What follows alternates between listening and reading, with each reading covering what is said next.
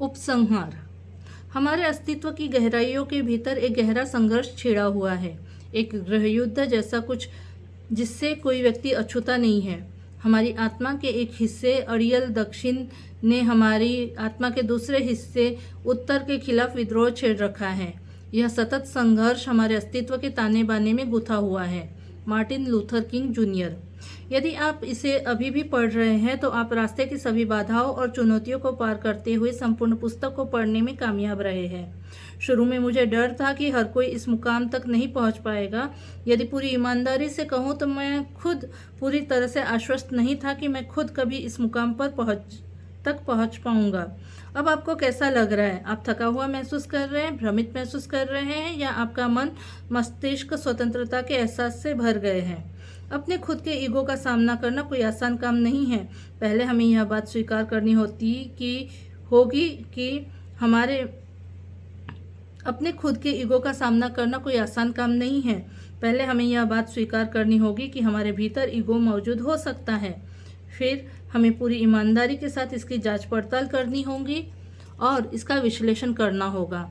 हम में से अधिकांश लोग आत्मनिरीक्षण के प्रति असहज होते हैं और इससे बचते हैं क्योंकि यह असुविधाजनक हो सकता है। आमतौर पर हमारे लिए अपने विचारों, भावनाओं और व्यवहारों का परीक्षण करने के बजाय दूसरे मुद्दों, घटनाओं और लोगों से संबंधित चीज़ों का विश्लेषण करना ज़्यादा आसान होता है। वास्तव में यह बात सच है कि संसार की कुछ सबसे अविश्वसनीय उपलब्धियां निस्संदेह हमारे ईगो के नकारात्मक पहलुओं से बचने या उनकी उपेक्षा करने की इच्छा का परिणाम हो सकती है। किसी भी मामले में आपका इस मुकाम तक पहुंचना किसी विशेष चुनौती या बाधा पर काबू पाने के लिए एक महत्वपूर्ण कदम है। हालांकि यह उतना नहीं है जितना करने की आपको आवश्यकता है, लेकिन आत्म जागरूकता और व्यक्तिगत विकास की लंबी यात्रा की यह एक बेहतर और सकारात्मक शुरुआत है। मेरे मित्र दार्शनिक डैनियल बोलेली, जो एक मार्शल आर्ट एथलीट भी है, ने एक बार मुझे एक उपयोगी रूपक के बारे में बताया था। उन्होंने बताया कि प्रशिक्षण कार्य का अभ्यास फर्श पर झाड़ू लगाने जैसा है। सिर्फ इसलिए कि हमने इस कार्य को एक बार कर दिया है, इसका मतलब यह नहीं है कि फर्श हमेशा के लिए साफ हो गई है। धूल मिट्टी हर रोज फिर से वापस आ जाती है। हमें झाड़ू लगाने का कार्य हर रोज करना पड़ेगा। हमारे ईगो के लिए भी यह बात पूरी तरह सच है। समय के साथ जमा हो जाने वाली धूल और गंदगी की तरह हमारे ईगो से जुड़ी नकारात्मक चीज़ें किस तरह का नुकसान कर सकती हैं, यह जानकर आप दंग रह जाएंगे। धूल और गंदगी की तरह हमारे ईगो के नकारात्मक घटक भी इतनी तेजी से बढ़ सकते हैं कि उन्हें संभालना बेहद मुश्किल हो सकता है। अमेरिकन अपैरल के बोर्ड ऑफ डायरेक्टर्स द्वारा डव चर्नी को उस कंपनी से निकाल दिए जाने के कुछ दिनों बाद उन्होंने मुझे सुबह 3 बजे फ़ोन किया। वह बारी बारी से क्रोध और निराशा की मनोस्थिति से गुजर रहे थे। वास्तव में वह अपनी स्थिति के लिए खुद को पूरी तरह से निर्दोष मानते थे। मैंने उनसे पूछा, डव, आप क्या करने जा रहे हैं? क्या आप स्टीव जॉब्स का अनुसरण करते हुए एक नई कंपनी शुरू करने जा रहे हैं? क्या आप वापसी करने जा रहे हैं? वह चुप हो गए और उन्होंने अपनी बात को इतनी गंभीरता से कहा कि उस गंभीरता को मैं फ़ोन के माध्यम से अपनी हड्डियों में महसूस कर सकता था। रयान, स्टीव जॉब्स की मृत्यु हो चुकी है। उनके लिए उनकी इस व्यग्रता की मनोदशा में यह असफलता, यह आघात किसी तरह मृत्यु के समान ही था। उस दिन की बातचीत हमारी आखिरी बातचीत थी। उसके बाद के महीनों में मैं उनके कारनामों को देखकर दंग रह गया था, जब उन्होंने उस कंपनी पर कहर बरपाया जिसके निर्माण में उन्होंने अपना सब कुछ झोंक दिया था। यह एक दुख की घड़ी थी जिसने मेरे मन मस्तिष्क पर एक गहरी और स्थायी छाप छोड़ी, लेकिन मुझ पर ईश्वर की कृपा रही है जिसकी बदौलत मैं अपने कार्यों को सही तरह से कर पा रहा हूँ। यह ईश्वर की कृपा ही है कि अभी सब ठीक है, अन्यथा हम में से कोई भी व्यक्ति अपने ईगो के जाल में फंस सकता है और उन्हीं की तरह व्यवहार कर सकता है। हम सभी अपने अपने तरीके से सफलता और असफलता का अनुभव करते हैं। इस पुस्तक को लिखने के लिए संघर्ष करते हुए मैं 4 मुश्किल लड़ाइयों से गुजरा। इस पुस्तक के शुरुआती प्रस्ताव के मसौदों को अस्वीकार कर दिया गया और इसके साथ ही पांडुलिपि के दर्जनों मसौदों को भी अस्वीकार कर दिया गया। मेरे पहले के प्रोजेक्टों पर काम करते समय मुझे यकीन है कि मेरा तनाव मुझे मेरे रास्ते से भटका सकता था। इस बात की भी संभावना उत्पन्न हो गई थी कि मैं कार्य करना छोड़ देता या किसी और के साथ काम करने की कोशिश करता, और यह भी हो सकता था कि अपने रास्ते पर अड़े रहने के लिए मैंने एड़ी चोटी का जोर लगा दिया होता और पुस्तक को अपूर्णीय क्षति पहुंचा दी होती। इस प्रक्रिया के दौरान किसी बिंदु पर मुझे एक उपचारक युक्ति सूझी। प्रत्येक मसौदे के पूरा होने के बाद मैं उस मसौदे के पृष्ठों को फाड़ देता और उन फटे हुए कागज के पन्नों को अपने गैराज में रखे कंपोस्ट खाद बनाने वाले बर्तन में डाल देता। कुछ महीने बाद वे दर्दनाक पत्ते खाद में तब्दील हो जाते थे जो मेरे आंगन की घास को पोषित करते थे, जिस पर मैं नंगे पैर चल सकता था।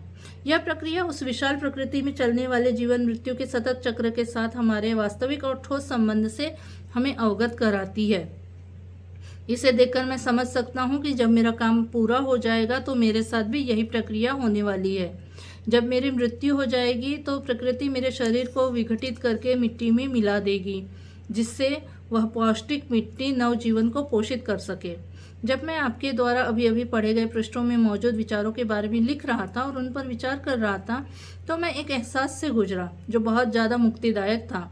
मुझे एहसास हुआ कि यह धारणा कितनी हानिकारक और भ्रमित करने वाली है कि हमारा जीवन एक भव्य स्मारक की तरह है जो चिरस्थायी है। सभी महत्वाकांक्षी व्यक्ति इस भावना से अच्छी तरह से परिचित है कि आपको महान कार्य करने होंगे, कि आपको अपनी प्राथमिकताओं और लक्ष्यों के अनुसार अपने रास्ते का निर्माण करना होगा, और यदि आप ऐसा नहीं कर पाते हैं तो आपका जीवन एक निरर्थक एवं असफल जीवन है। और साथ ही इस धारणा में विश्वास रखने वाले लोग यह भी मानते हैं कि यह दुनिया आपके खिलाफ साजिश कर रही है। हमारी इस सोच का हमारे ऊपर इतना ज़्यादा दबाव होता है कि अंततः इस दबाव के भार से हम सब टूट जाते हैं या उसके द्वारा तोड़ दिए जाते हैं। बेशक यह सच नहीं है। हाँ, हम सबके भीतर क्षमता है। हम सभी के पास कुछ सार्थक लक्ष्य और महत्वपूर्ण कार्य है जिनके बारे में हमें विश्वास है कि हम उन लक्ष्यों को हासिल कर सकते हैं। हम उन कार्यों को संपन्न कर सकते हैं, चाहे वह लक्ष्य एक कंपनी शुरू करना हो, एक रचनात्मक कार्य को पूरा करना हो, एक चैंपियनशिप में भाग लेना हो या अपने क्षेत्र के शीर्ष पर पहुंचना हो। ये लक्ष्य कठिन परिश्रम के लायक हैं। एक व्यक्ति जो बाहरी दबाव से टूट गया है या अपने ईगो द्वारा भ्रमित कर दिया गया है, वह इन लक्ष्यों को हासिल करने में सफल नहीं हो पाएगा। समस्या तब उत्पन्न होती है जब हमारा ईगो हमारे इन लक्ष्यों के बीच हस्तक्षेप करने लगता है, उन्हें विकृत कर देता है, और जब हम अपने कार्यों को संपन्न करने व लक्ष्यों को हासिल करने के लिए आगे बढ़ते हैं तो हमारा ईगो हमारी अपनी क्षमताओं को कम करके आंकता है। जब हम अपने लक्ष्यों को हासिल करने की यात्रा की शुरुआत करते हैं तो हमारा ईगो हमारे कानों में फुसफुसाते हुए झूठे आश्वासन देकर हमारे मन में अति आत्मविश्वास पैदा कर सकता है, और जब हम अपने लक्ष्यों को हासिल करने में सफल हो जाते हैं तब भी यह झूठी बातें बोलकर हमें भ्रमित कर सकता है। और इससे भी बदतर, जब हम रास्ते में ठोकर खाकर गिर जाते हैं या असफल हो जाते हैं तो यह कष्टदायक और मनोबल को तोड़ने वाले झूठ बोलता है। हमारा ईगो किसी नशीली दवा की तरह है जो शुरुआत में क्षणिक लाभ प्राप्त करने या राहत पाने के लिए अनुचित प्रयास में सहायक प्रतीत होता है। समस्या यह है कि हमारा यह ईगो बहुत जल्दी मूल उद्देश्य से इतर अपने आप में अंतिम लक्ष्य बन जाता है, और जब हमारा ईगो एकमात्र उद्देश्य और प्रेरक शक्ति बन जाता है तो हमें नकारात्मक परिणामों का सामना करना पड़ता है। मैंने इसी तरह की असाधारण स्थितियों का तब अनुभव किया था जब डव चर्नी के साथ मेरी फ़ोन पर बातचीत हुई थी, और इस पुस्तक में मौजूद अन्य कहानियों में भी इस तरह की स्थितियों को देखा जा सकता है। मेरे काम और मेरे जीवन के दौरान मैंने पाया है कि हमारे ईगो के अधिकांश परिणाम इतने विनाशकारी नहीं होते हैं। हमारे जीवन में और हमारी दुनिया में बहुत से लोग जिन्होंने अपने ईगो के सामने घुटने टेक दिए हैं, कर्म आधारित न्याय के अर्थ में वे अक्सर उन परिणामों का सामना नहीं करते हैं जिनके वे पात्र हैं। वही कर्म आधारित न्याय जिस पर हमें उस समय विश्वास करना सिखाया गया था जब हम बच्चे थे, काश यह इतना सरल होता। इसके बजाय एक अहंकारी व्यक्ति के कारनामों के परिणाम मेरी पसंदीदा पुस्तकों में से एक व्हाट मेक्स सेमी रन के अंत के ज़्यादा करीब होते हैं। बर्ड शूलबर्ग द्वारा लिखित व्हाट मेक्स सेमी रन नामक इस उपन्यास का प्रसिद्ध चरित्र मनोरंजन उद्योग के जाने माने उद्यमी सैमुअल गोल्डविन और डेविड ओ सेल्ज़निक के वास्तविक जीवन पर आधारित है। पुस्तक में कहानीकार को एक बेहद शातिर, निर्मम और अहंकारी हॉलीवुड मुगल की महलनुमा हवेली में बुलाया जाता है प्रारंभ में उसकी उल्लेखनीय प्रगति को देखकर वह प्रशंसा और विस्मय की भावनाएं महसूस करता है, लेकिन समय के साथ उसकी ये भावनाएं निराशा और घृणा की प्रबल भावना में बदल जाती है। जब कहानीकार उस हॉलीवुड मुगल के जीवन में झांकता है तो उसे उस अत्यधिक सफल दिखने वाले आदमी के जीवन की वास्तविक झलक मिलती है। वह उसके अकेलेपन, उसके वैवाहिक रिश्ते के खोखलेपन, उसके डरों और उसकी असुरक्षा की भावना जैसे कष्टों से परिचित होता है, जो मनुष्य को एक पल के लिए भी चैन से नहीं रहने देते हैं। कहानीकार ने महसूस किया कि उस आदमी के द्वारा नियमों को तोड़ने, आगे बढ़ने के लिए कपटपूर्ण कार्य करने एवं और भी गलत कामों को अंजाम देने के लिए जिन बुरे परिणामों की वह आशा कर रहा था वे साकार नहीं होने वाले थे। इसका कारण यह था कि उसके कार्यों के वे परिणाम उसके जीवन में पहले से ही मौजूद थे। जैसा कि वह लिखता है, मैंने कुछ निर्णायक और घातक होने की उम्मीद की थी और अब मुझे एहसास हुआ कि जो उसके जीवन में आ रहा था वह अचानक मिलने वाला कोई घातक परिणाम नहीं था, बल्कि एक प्रक्रिया थी, एक बीमारी जिसने उसके संपूर्ण परिवेश को घेर लिया था, एक प्रकार का कैंसर जो उसे धीरे धीरे खा रहा था और उस बीमारी के लक्षण चरण दर चरण तीव्र गति से विकसित होते दिख रहे थे। पहला चरण सफलता प्राप्त करना, दूसरा सफलता से अकेलेपन की ओर बढ़ना और अंत में अकेलेपन से डर की गिरफ्त में पहुंच जाना। उसके मन में मौजूद यह डर उन सभी प्रतिभाशाली और महत्वाकांक्षी युवाओं का डर है जो अपेक्षाकृत नए और युवा हैं। वे नए नए सेमीग्लिक्स हैं जो अचानक बहुत ज़्यादा संख्या में आ गए हैं। उसे लगता है कि वे उससे प्रतिस्पर्धा करेंगे, उसे डराएंगे और अंत में उससे आगे निकल जाएंगे। यही वे परिणाम है जिन्हें हमारा ईगो हमारे जीवन में लाता है। और क्या यही वे परिणाम नहीं है जिनसे हम बहुत दूर रहना चाहते हैं? मेरे पास साझा करने के लिए कहानी का एक और हिस्सा है। मुझे उम्मीद है कि उसके सामने आने पर कहानी को पूरी तरह से समझा जा सकेगा। जब मैंने पहली बार इस पुस्तक के उपरोक्त गद्यांश को पढ़ा था तब मैं 19 वर्ष का था। इसे एक बुद्धिमान और अनुभवी संरक्षक ने मुझे पढ़ने के लिए दिया था। उन्होंने भी मेरी तरह मनोरंजन उद्योग में शुरुआती सफलता हासिल की थी। इस पुस्तक ने मुझे गहराई से प्रभावित किया था, मेरे दृष्टिकोण को आकार दिया और मेरा ज्ञानवर्धन किया, जैसा कि मेरे संरक्षक ने इसके बारे में पहले भविष्यवाणी कर दी थी। फिर भी अगले कुछ वर्षों में मैंने खुद को उल्लेखनीय रूप से ऐसे ही स्थिति में उलझा हुआ पाया जैसे स्थिति में उस पुस्तक के पात्र थे। विडंबना देखिए, मुझे केवल उस व्यक्ति की अपेक्षित और अपरिहार्य बर्बादी को देखने के लिए उसके महलनुमा घर में ही नहीं बुलाया गया था जिसकी मैं प्रशंसा करता था, बल्कि मुझे यह एहसास भी हुआ कि इसके तुरंत बाद खतरनाक रूप से मैं अपने खुद के पतन के बहुत करीब पहुंच चुका था।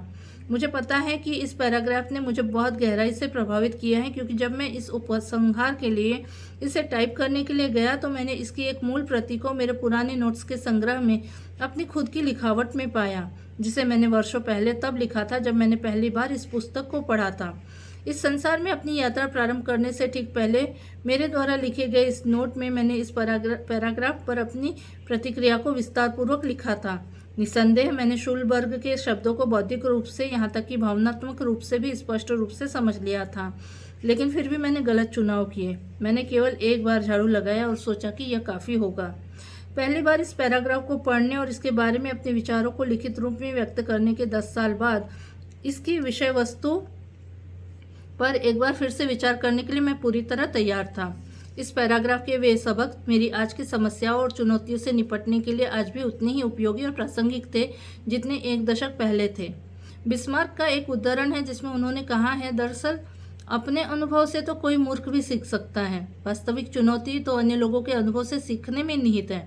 यह पुस्तक दूसरों के अनुभव से सीखने पर केंद्रित बाद वाले विचार के इर्द गिर्द शुरू हुई, लेकिन आश्चर्य की बात यह है कि अंत में अपने अनुभव से सीखने पर केंद्रित पहले विचार पर जाकर समाप्त हुई। मैंने ईगो की अवधारणा का अध्ययन करने की यात्रा शुरू की, जिसका उद्देश्य इसकी प्रकृति की गहरी समझ तथा लोगों पर इसके प्रभाव को समझना था।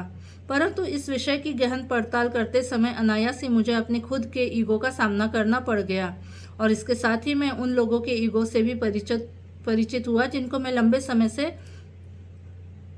अपना आदर्श मानता था और उनका सम्मान करता था। ईगो का अध्ययन करने की मेरी यह यात्रा आत्मनिरीक्षण की एक प्रक्रिया बन गई। मैंने पाया कि ईगो के अध्ययन में न केवल दूसरों के ईगो का विश्लेषण करना जरूरी था, बल्कि अपने स्वयं के ईगो को परखना भी आवश्यक था। यह भी हो सकता है कि उनमें से कुछ स्थितियों को सही तरह से और सही परिप्रेक्ष्य में समझने के लिए आपको भी उनसे गुजरने की आवश्यकता पड़ जाए। दूसरे शब्दों में, चीज़ों को सही तरह से समझने और उनके बारे में समुचित ज्ञान प्राप्त करने के लिए अक्सर व्यक्तिगत अनुभव आवश्यक होता है, क्योंकि अकेले शब्द अपर्याप्त होते हैं।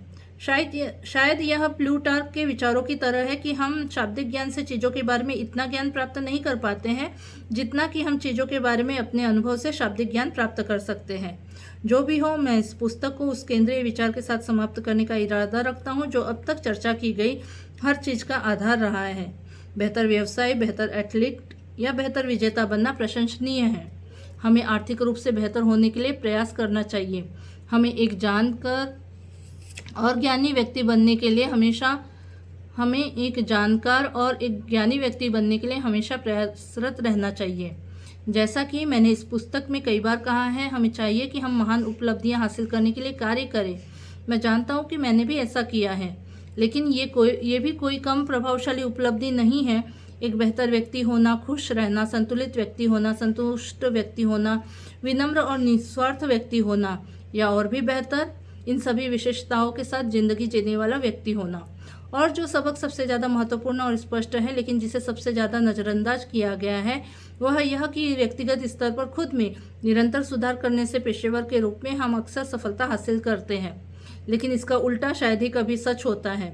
हमारे मन में बार बार आने वाले विचारों को परिष्कृत करने का निरंतर प्रयास करना और अपने विनाशकारी आवेगों पर नकेल कसने के लिए काम करना, ये किसी भी सभ्य व्यक्ति के लिए केवल नैतिक दायित्व नहीं है, बल्कि ये हमें और अधिक सफल बनाते हैं।